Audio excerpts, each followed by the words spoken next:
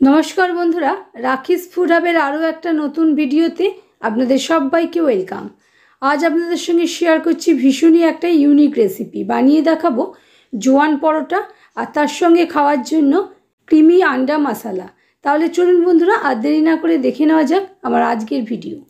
এর জন্য প্রথমেই দেখুন গ্যাস বানের উপর একটা কড়া বসিয়ে নিয়েছি, তাতে 2 টেবিল চামচ পরিমাণ রিফাইন্ড সয়াবিন অয়েল অ্যাড করে নিয়েছি। তেলটা ভালো মতন গরম হওয়ার পর এর মধ্যে 5-6টা রসুনের কোয়া আর 2টো মিডিয়াম সাইজের পেঁয়াজ স্লাইস করে অ্যাড করে নিয়েছি। গ্যাসের ফ্লেমটা মিডিয়ামে রেখে আমাদের পেঁয়াজ আর রসুনটা ভালো করে লালচে করে ভেজে নিই। একটা ছোট সাইজের টমেটোর অর্ধেক আমি স্লাইস করে নিয়ে অ্যাড করে নিয়েছি। 2-4 বার নেড়ে চেড়ে নেওয়ার পর এটাকে আমরা গ্রাইন্ডিং জারের মধ্যে তুলে নিচ্ছি। আর পুরোপুরি ঠান্ডা হওয়ার পর এর মধ্যে 5-6টা কাজু বাদাম আমি অ্যাড করে নিচ্ছি। আর আধ ঘন্টা আগে জলে ভিজিয়ে রেখেছিলাম 2-3টে গোটা শুকনো লঙ্কা, সেটাকেও অ্যাড করে নিচ্ছি। এই শুকনো লঙ্কাগুলো এরকম ভিজে ব্যবহার করলে গ্রেভির কালারটা ভীষণই সুন্দর আসে, ক্রিমি টেক্সচারে এসে গেছে। এবার এর মধ্যে আধ ঘন্টা আগেই আমি রুম টেম্পারেচারে বার করে রেখেছিলাম টক দই, সেটা 1/4 কাপ মতন অ্যাড করে দিচ্ছি আর একবার ঘুরিয়ে নিচ্ছি। আমাদের গ্রেভির বেস কিন্তু রেডি হয়ে গেছে। এবারে আবারও একই কড়া বসিয়ে নিয়েছি, তাতে 2 টেবিল চামচ রিফাইন্ড সয়াবিন অয়েল অ্যাড করে নিয়েছি আর 1/4 চামচ মতন করে নুন আর হলুদ গুঁড়ো অ্যাড করে নিয়েছি। নুন আর হলুদ গুঁড়োটা ভালো, 5খানা মুরগি। এবারে 1/4 চামচ মতো গ্রেটেড আদা অ্যাড করে নিয়েছি। গ্যাসের ফ্লেমটা লোতে রেখে আদাটা 2-4 বার নেড়ে নিচ্ছি। তারপর এর মধ্যে আমাদের তৈরি করা বেস দিয়ে মিডিয়াম ফ্লেমে আমি নাড়াচাড়া করে গ্রাইন্ডিং জার ধুয়ে অল্প জলও অ্যাড করে নিয়েছি। মিনিটখানেক সময় আমি নাড়াচাড়া করে নিয়েছি। এবারে এর মধ্যে কিছু মশলা আমি অ্যাড করে নিচ্ছি। 1/2 চামচ ধনে গুঁড়ো, 1/4 চামচ হলুদ গুঁড়ো, 1 টেবিল চামচ পরিমাণ কাশ্মীরি লঙ্কার গুঁড়ো আর 1/2 চামচের চেয়ে একটু কম জিরে গুঁড়ো অ্যাড করে নিয়েছি। 1/2 চামচ করে নুন আর চিনি অ্যাড করে নিয়েছি, সঙ্গে 2টো গোটা কাঁচা লঙ্কাও অ্যাড করে নিয়েছি। দেখুন পুরো মশলাটা কষে যাওয়ার পর এর মধ্যে আমি গরম জল অ্যাড করে নিচ্ছি। 1/2 কাপ পরিমাণ গরম জল আমি অ্যাড করেছি, ভালো করে সবটা মিশিয়ে নিয়েছি। এই গ্রেভিটা খুব বেশি পাতলা করব না, আমি একটু ঘন ঘনই রাখবো, সেই জন্য অল্প করে জল দিচ্ছি আবারও একটু, যাতে মশলাটা কষে গিয়ে এটা আবার শুকনো। আপনারা যেরকম গ্রেভি চান সেই অনুযায়ী জলের ব্যবহার করবেন। দেখুন জলে বয়েল চলে এসেছে। এবারে আমাদের ভাজা ডিমগুলো অ্যাড করে দিয়ে সিম আছে 10 মিনিট রান্না করে নিয়েছি। তারপরে ঢাকা খুলে 1/4 চামচ গরম মশলা গুঁড়ো আর একটু ধনেপাতা কুচি ছড়িয়ে নিলেই আমাদের ক্রিমি মশলা আন্ডা রেডি হয়ে গেছে। এবারে এটাকে নামিয়ে রেখে নিচ্ছি। এবারে চলুন ডোটা বানিয়ে ফেলি। এর জন্য 1 কাপ পরিমাণ আমি ময়দা নিয়েছি আর 2 কাপ পরিমাণ আটা নিয়ে নিচ্ছি। 1/2 চামচ নুন, 1 চামচ চিনি আর 3 টেবিল চামচ মতন দেশি ঘি অ্যাড করে নিয়েছি। আপনারা চাইলে শুধু ময়দা দিয়েও করতে পারেন, আবার শুধু আটা দিয়েও করতে পারেন। আমি আটা ময়দা মিশিয়ে করেছি। এবারে ভালো করে তেলের সঙ্গে নুন চিনির সঙ্গে আটাটা মেখে নেওয়ার পর এর মধ্যে অল্প অল্প করে আমি জল অ্যাড করছি। এই জলটা রুম টেম্পারেচারেরই জল, কোনো গরম জল নেওয়ারও প্রয়োজন নেই। ভালো করে চেপে চেপে এটার একটা সুন্দর সেমি সফট ডোটা যেন খুব বেশি শক্ত না হয়। দেখুন আমার ডোটা কিন্তু খুব ভালো মতন মাখা হয়ে গেছে। এটাকে আরও মিনিট 2-3 সময় ধরে আমি একটু নিট করে নিচ্ছি।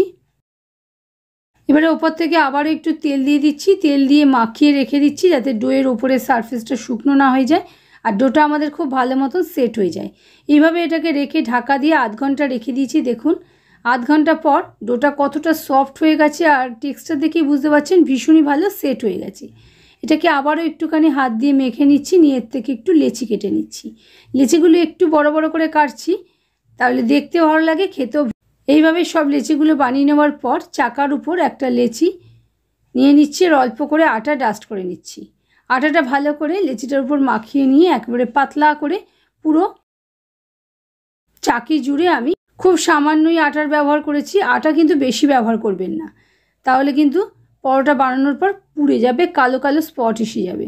উপরে অল্প করে 1 চামচ তেল অ্যাড করে নিচ্ছি আর পুরো পরোটার উপরে আমি ভালো করে মাখিয়ে নিয়েছি। এবারে এর মধ্যে 1 চামচ মতো জোয়ান হাত দিয়ে ক্রাশ করে ছড়িয়ে দিচ্ছি। অল্প একটুখানি কাশ্মীরি লঙ্কার গুঁড়ো ছড়িয়ে নিলাম। শুকনো ময়দা অল্প করে একটু ছড়িয়ে নিয়েছি, নিয়ে আমরা ফোল্ড, আমি এটা লেয়ার পরোটা বানানোর জন্য খুবই ইজি। ফোল্ড করে নেওয়ার পর এটাকে স্ট্রেচ করে করে একটু লম্বা করে নেব, যাতে আমাদের পরোটার মধ্যে অনেক বেশি লেয়ার তৈরি হয় আর খেতেও ভীষণই ভালো লাগে। দেখুন এরকম স্ট্রেচ করে করে আমি বানিয়ে বড় করে নিয়েছি এটাকে। এবারে এটাকে ফোল্ড করে নিচ্ছি। একইভাবে বাকি লেচিগুলো আমি তৈরি করে নিচ্ছি প্রথমে। দেখুন সব লেচিগুলো আমার তৈরি করা হয়ে গেছে। এবারে ওরই মধ্যে থেকে একটা লেচি নিয়ে নিচ্ছি আর চাকার উপরে অল্প করে আটা ডাস্ট করে নিয়েছি। ডাস্ট করে নিয়ে হালকা করে মাখিয়ে নেওয়ার পর বেলে নিচ্ছি। খুব বেশি পাতলা করছি না, মোটামুটি মোটাই রাখছি।